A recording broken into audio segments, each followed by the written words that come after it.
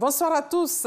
On commence ce flash de 18h par Yamoussoukro, où le président Alassane Ouattara a un agenda bien rempli. Après le Conseil des ministres hier et la rentrée solennelle du Sénat ce jeudi, le chef de l'État a rencontré l'ensemble du corps préfectoral cet après-midi dans la capitale politique et administrative.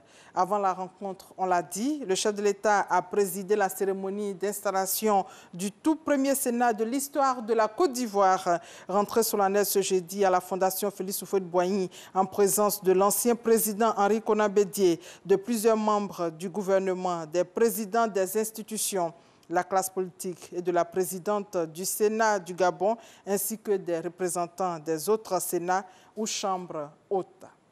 Nous vous proposons maintenant d'écouter un extrait du discours du chef de l'État depuis Yamoussoukro. Vous êtes tous aujourd'hui les témoins privilégiés d'une mutation institutionnelle importante en Côte d'Ivoire qui permettra à notre pays de renforcer son appareil législatif et d'en accroître son efficacité. Je pense que Madame la Présidente du Sénat du Gabon a tout dit, vous avez tout dit, concernant la nécessité d'avoir un Sénat. Et je vous remercie très sincèrement, car nous avons eu beaucoup de débats ici et vous avez clarifié les choses. Merci à vous.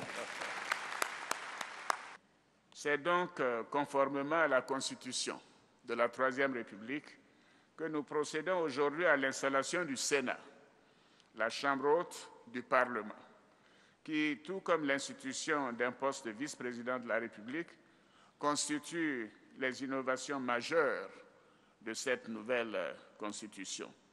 L'institution du Sénat en Côte d'Ivoire n'est pas un luxe, mais bien une nécessité de développement destinée notamment à assurer une plus grande rigueur dans le travail parlementaire et une efficacité accrue par la possibilité d'une lecture différenciée des projets de loi.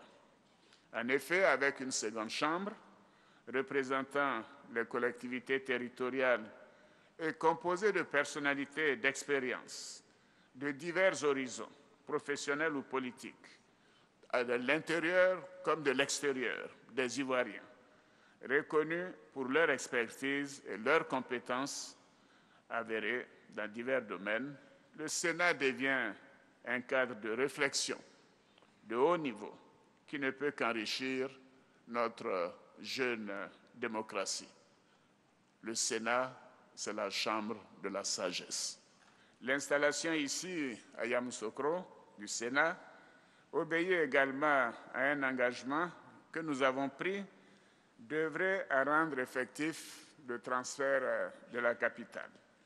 C'est pourquoi, après la Chambre nationale des rois et chefs traditionnels et le Sénat, suivront l'installation d'autres structures qui contribueront à consolider cet élan décisif pris en faveur du transfert de la capitale.